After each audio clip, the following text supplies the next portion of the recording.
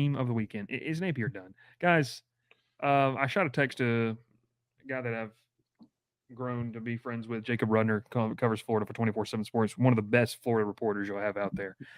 And obviously, the news was reported that the board of directors was meeting on Sunday. You mentioned a word here a second ago, Will. I'm going to use it here. They just got pants by A&M. They got pants by a backup quarterback. A&M's not bad. I don't want. They're not a bad football team, but they just don't even look competitive. You know, in Florida, I'm talking about. It's seemingly run its course.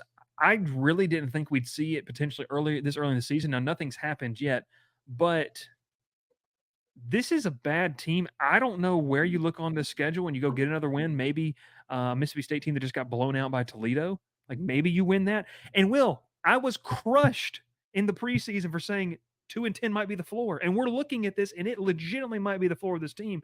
Is Napier done? I mean, do you just wipe the slate clean? I know some people have said when you know, you know. What would you do? Let's say you are the athletic director, and I will say the athletic directors, the athletic administration over there is in complete disarray. I was told, just in terms of where they are and what they want to do.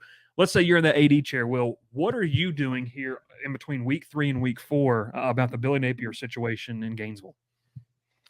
Well, I don't know the details of the contract. It's Is like $28 million buyout. does it go down? Like, does it go down like December 1st? I know that's a lot of clauses in Uh, a contract. If it goes I'd have to down at look. the end of the year, if it goes down once the season ends, you get you just got to eat it. I mean, you just hold him until that money goes down, because at this point, just like any other program that's going to change their coach, you're trying to save money. At this point, you're trying to save money on the guy that you've got now, and then go find the right guy. Um, I mean, and every good administrator, every good professional general manager should be constantly looking for improvements everywhere, or contingency plans. Like, if Georgia doesn't have a list of head coaching candidates, if Kirby Smart decided he wanted to retire or go to the NFL after this year, I don't think that they're doing their job up there. Um, Yeah. so surely they have a list. Surely they're going to start vetting. They go through back channels to do this during the season anyway. Mm-hmm. That's why all that smoke about Lane Kiffin's out there, because Florida's people have been contacting Lane Kiffin's people. I Oh have yeah. zero doubts about that. Yeah. You know, at this point, you're not going to the playoff, right? You don't have the team that's going to go to the playoff. You're hoping to win 6 games. If you think that there's somebody on this staff that you can elevate to interim head coach that can rally this team and the staff and find a way to get to 6 wins, I think that's the only way you make a change during the season. Otherwise, you just save that money, save your money, and wait till the end of the season. Especially after 3 games, I don't think it does much good, because you look at the teams left on their schedule. I mean, they can at least play spoiler. They can play spoiler to Georgia, to Texas. That's still on their schedule. Like you said, Mississippi State's looking like a winnable game. Yeah. But realistically looking at it, and UCF is a good football team, and it would be very unfair to fire Napier after losing to UCF. But that is that would be just a black mark on the program, losing to Central Florida in Gainesville. Mm. It wouldn't be fair, but if that happens, you probably have to do it. Just, you have to save face at that point. Yeah, no, and I'll add this, and Ralph put in a good thing back in the message too. So here are the details, Will, of the Billy Napier contract. It was a 7-year deal with $50 million guaranteed. He signed that back in November of 2021. He made 7.1 in that first year, and then received an annual raise of 100K.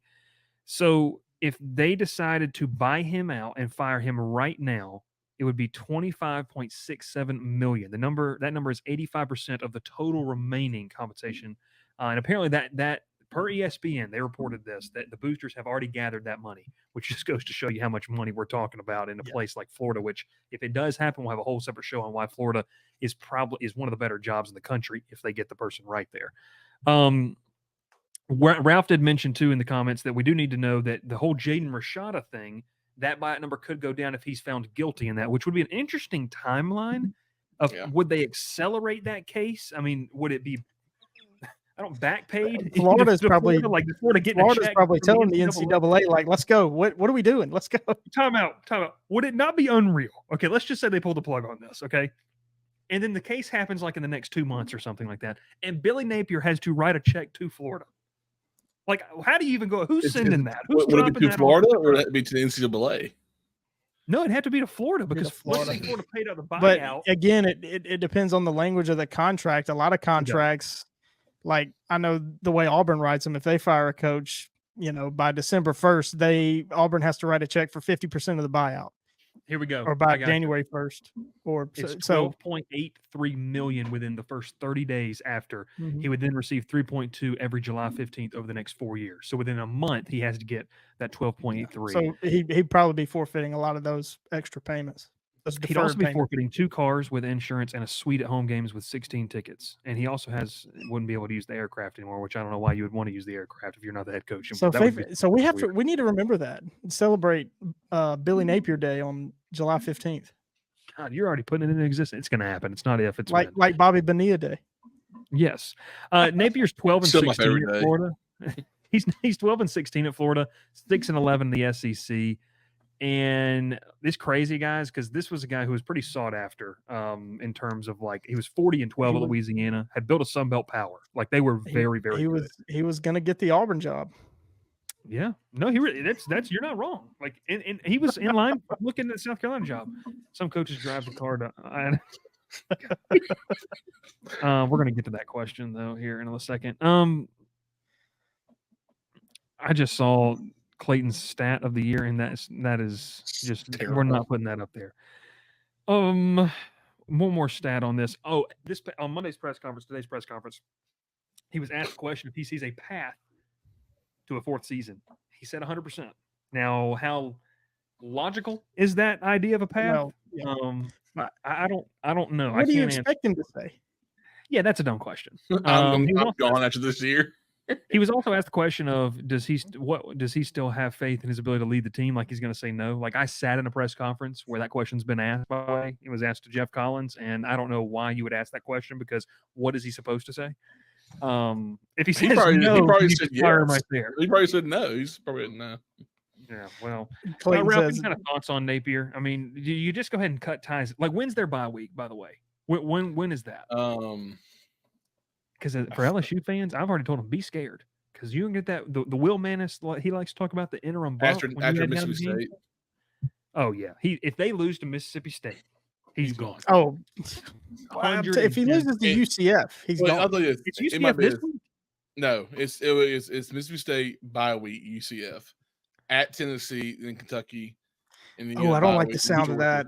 I'm making a Neyland, dude. They're going to have an interim coach. Florida's going to go in there in Tennessee and then Neyland and beat them.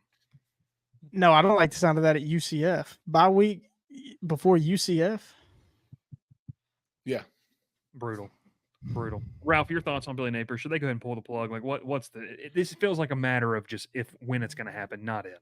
I've already sent my money to the board of trustees myself. Get him out of there. He's terrible. Florida fan.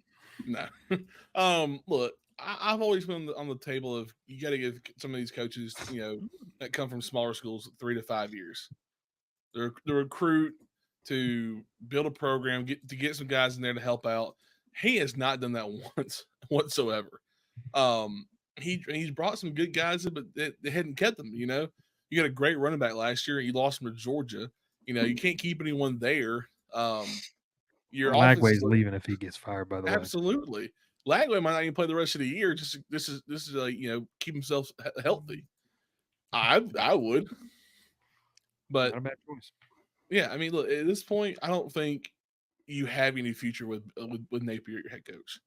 You can save, like I said, you can save it for a few more weeks, but it's gone. He's gone in the year no matter what, in my opinion. Yeah, I mean, I think that this is it. I mean, it's run its course. It is what it is. I don't really know what you could do.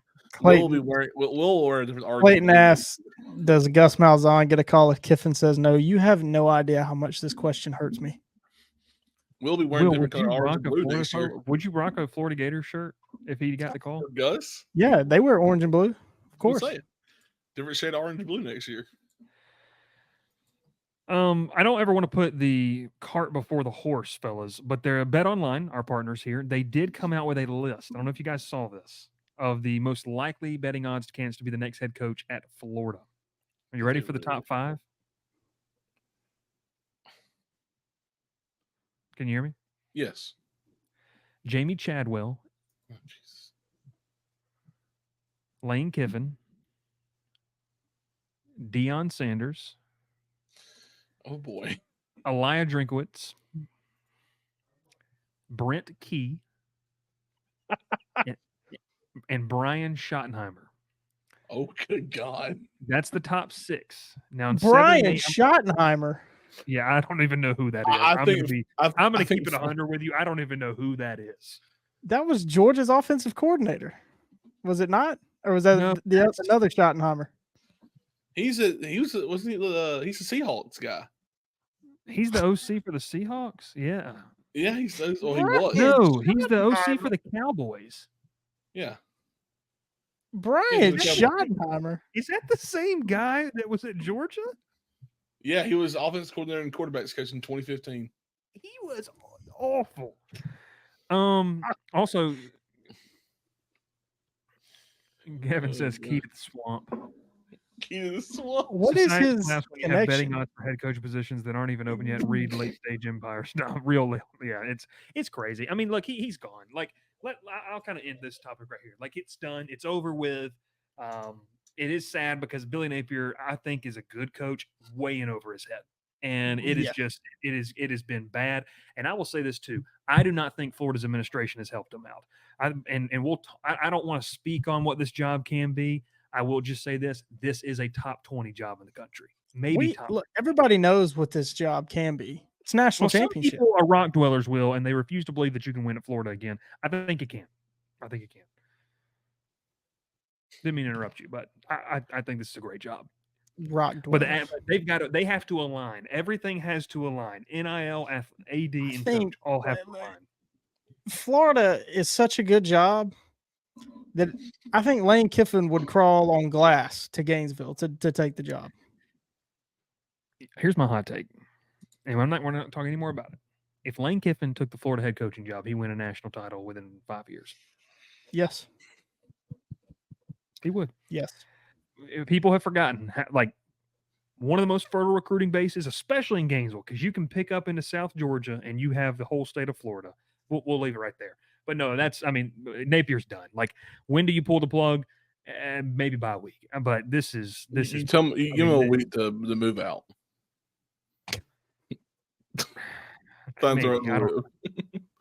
Bear Bryant said the one program in the SEC he really feared was Florida. He said if they ever got a coach, they would be a real menace. Yeah, I mean, look, they had one of the best coaches we've seen in the last 20 years in Urban Meyer. It's crazy. I mean, his team is ranked 5th. Steve Spurrier before that. This is a great point. Clayton often just spews nonsense on this show, but don't worry, I'm not going to give you the double birds live.